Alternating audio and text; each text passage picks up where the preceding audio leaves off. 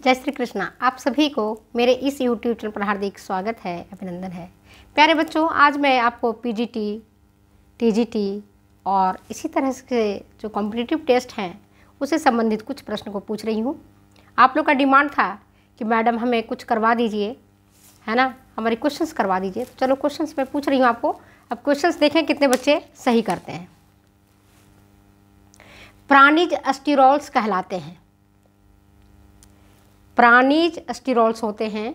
Option है आपके पास cholesterol, अर्गोस्टेरॉल, तीसरा ऑप्शन है अर्गोस्टेरॉल और कोलेस्ट्रॉल दोनों ही, और चौथा ऑप्शन है इनमें से कोई नहीं। सही उत्तर क्या होगा दोस्तों? सही उत्तर है इसमें प्राणिज स्टीरॉल्स कोलेस्ट्रॉल कहलाता है। आप सुने हुए हैं ना, आपको पता होगा कि बॉडी में जब कोलेस्ट्रॉल की मात्रा अधिक बढ़ जाती है तो हार्ट प्रॉब्लम जैसी चीज़ें, हृदय रोग जैसी चीज़ें, उनकी आशंकाएं बढ़ जाती हैं कोलेस्ट्रॉल के बढ़ने से, क्योंकि जो धमनियां हैं इनके आंतरिक दीवारों पर कोलेस्ट्रॉल का जमाव हो जाता है। ठीक है, तो इसके कारण ऐसा होता है। ठीक है, दूसरा है आपके पास प्रश्न, हमारे शरीर में वसा का स्थानांतरण होता है। हमारे शरीर में वसा का स्थानांतरण कैसे होता है, किसके द्वारा होता है? लाइपोप्रोटीन के द्वारा, फास्फोलिपिड के द्वारा, दूसरा ऑप्शन है। तीसरा है ग्लाइकोलिपिड के द्वारा, चौथा ऑप्शन है सल्फोलिपिड के द्वारा। किसके द्वारा होता है बताओ?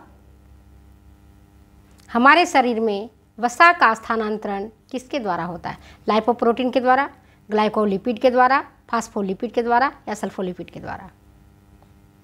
सही उत्तर है लाइपोप्रोटीन के द्वारा,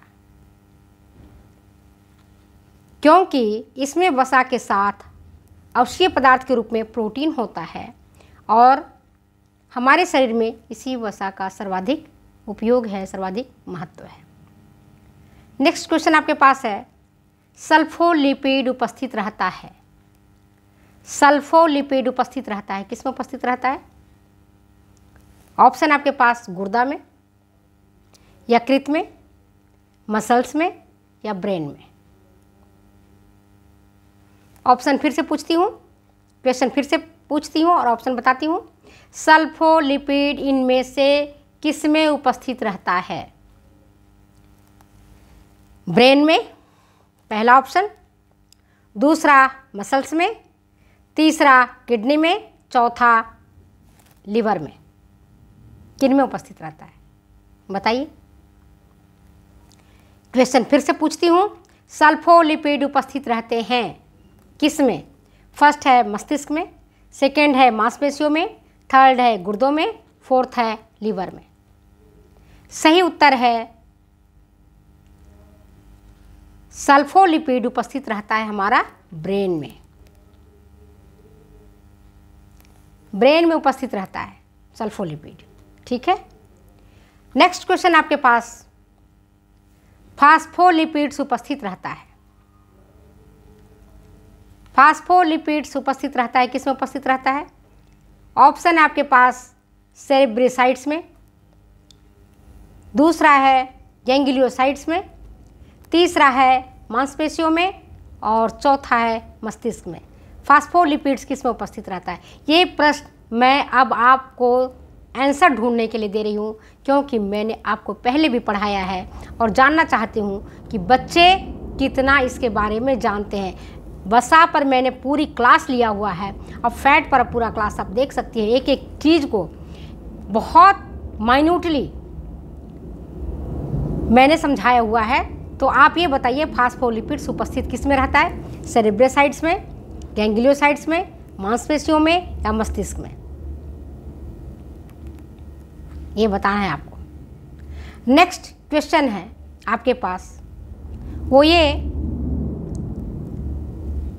कि वनस्पति घी कैसे तैयार किया जाता है? वनस्पति घी तैयार किया जाता है कैसे? कौन सी प्रक्रिया है इसके लिए? ऑप्शन है आपके पास हाइड्रोजनेशन, दूसरा है सैपोनिफिकेशन, तीसरा है इमल्सिफिकेशन और चौथा है इनमें से कोई नहीं। करेक्ट आंसर क्या है? करेक्ट आंसर आप मुझे बताएं क्या होगा। वनस्पति घी, जिसको हम डालडा भी कहते हैं, कैसे तैयार होता है? हाइड्रोजनेशन विधि से, सैपोनिफिकेशन से, तीसरा है इमल्सिफिकेशन से, चौथा ऑप्शन है इनमें से कोई नहीं। कौन सी प्रोसेस से वनस्पति घी तैयार किया जाता है? यह भी मैं 2 क्वेश्चन में आपको दे रही हूँ, आप मुझे बताएंगे कि कौन सा इसका सही उत्तर है। नेक्स्ट ऑप्शन है आपके पास, नेक्स्ट क्वेश्चन है आपके पास, वसीय अम्लों द्वारा मोनोहाइड्रिक और डाईहाइड्रिक अल्कोहल से बनने वाले एस्टर को हम क्या कहते हैं? वसीय अम्लों द्वारा मोनोहाइड्रिक और डाईहाइड्रिक अल्कोहल से बनने वाले एस्टर को हम क्या कहते हैं?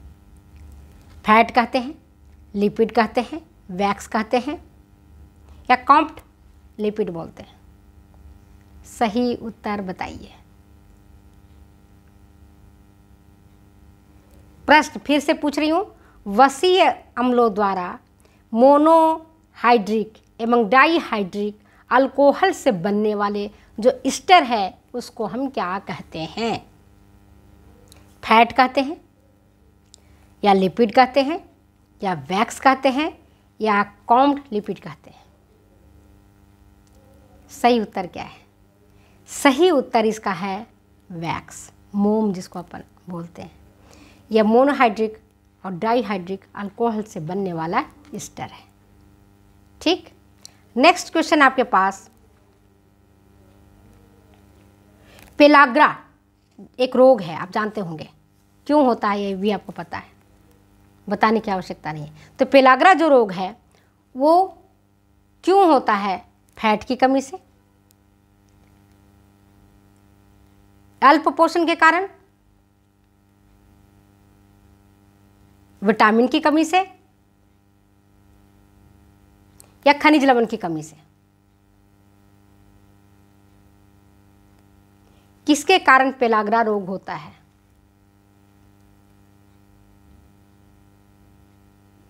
पेलाग्रा रोग क्यों होता है? अल्प पोषण के कारण होता है, या विटामिन की कमी से होता है, या खनिज लवण की कमी से होता है, या वसा की कमी से होता है? ये एक कंफ्यूजिंग प्रश्न है। 2 ऑप्शन इसमें कंफ्यूज कर रहे हैं। तो जो विद्यार्थी ठीक से पढ़ाई किया है वो तो कंफ्यूज नहीं होंगे, जो विद्यार्थी ठीक से पढ़ाई नहीं किया है वो कंफ्यूज हो जाएंगे। तो हम देखते हैं कि पेलाग्रा का कितने बच्चे सही उत्तर देते हैं। उत्तर मैं चेक भी करूंगी। आप सोचते हो कि मैडम तो कोई जवाब नहीं दे रही है। कई बार बेटा हम भी आप लोग की तरह बहुत विकट विषम परिस्थिति में हम फंस जाते हैं, तब में हम आपकी बातों का जवाब नहीं दे पाते हैं या देख नहीं पाते हैं। फिर भी मेरी कोशिश रहती है कि आपको अधिक से अधिक मैं अपनी मैटर जो हमारे भीतर है उसको मैं उपलब्ध करवाऊं और आपको उसका फ़ायदा मिले। नेक्स्ट क्वेश्चन है आपके पास, अल्प पोषण को तीव्रता के आधार पर कितने डिग्रियों में बांटा गया है? इस तरह क्वेश्चन आते हैं सर आपके पास। अल्प पोषण को तीव्रता के आधार पर कितने वर्गों में बांटा गया है? 2 वर्गों में, 4 वर्गों में, 3 वर्गों में, या 5 वर्गों में? बहुत इजी क्वेश्चन है। अल्प पोषण को तीव्रता के आधार पर मुख्य रूप से 3 डिग्री में बांटा गया है। एक होता है न्यून अल्प पोषण है लेकिन कम है। दूसरा है साधारण अल्प पोषण, मॉडरेट अंडर न्यूट्रिशन है, थोड़ा ज़्यादा है। और तीसरा है गंभीर अल्प पोषण, सीवियर अंडर न्यूट्रिशन। 3 डिग्री में बांटा गया है अल्प पोषण को। फर्स्ट है न्यून, जिसको हम माइल्ड अंडर न्यूट्रिशन कहेंगे। दूसरा है मॉडरेट, साधारण अल्प पोषण। और तीसरा है गंभीर अल्प पोषण। गंभीर की स्थिति में जैसे एनीमिया है तो हीमोग्लोबिन बिल्कुल ही गिर करके कम हो जाएगा। पेलाग्रा है बहुत ज़्यादा हो जाएगा। बेरी है बहुत ज़्यादा होगा जाएगा। प्रोटीन कैलोरी कुपोषण है बहुत अधिक हो जाएगा। ठीक है। और एक क्वेश्चन और है आपका, लास्ट क्वेश्चन पूछ रही हूं, निम्न में से कौन सा रोग पाचन संस्थान की गड़बड़ी के कारण नहीं होता है? निम्न में से कौन सा रोग पाचन संस्थान की गड़बड़ी के कारण नहीं होता है? पेप्टिक अल्सर या कब्ज या अपच या इनमें से कोई नहीं? कौन सा रोग है बताओ जो पाचन संस्थान की गड़बड़ी के कारण नहीं होता है? पेप्टिक अल्सर, अपच या कब्ज या इनमें से कोई नहीं? ये क्वेश्चन भी आपके ऊपर छोड़ती हूँ, पढ़ाया हुआ है डिटेल्स में, देखते हैं कितने बच्चे को कितना आता है। फिर मैं मिलती हूँ अगली वीडियो में अगली बातों के साथ, और फिर उसका एक्सप्लेनेशन दूंगी, जो आप देखूंगी कि आपने कितने बच्चे सही आंसर दिए, कितने ने गलत किया है। तो गलत वाले का सुधार करना भी जरूरी है। तब तक आप आपस में डिस्कशन करो। मिलते हैं फिर अगली वीडियो में। ओके, बाय बच्चे।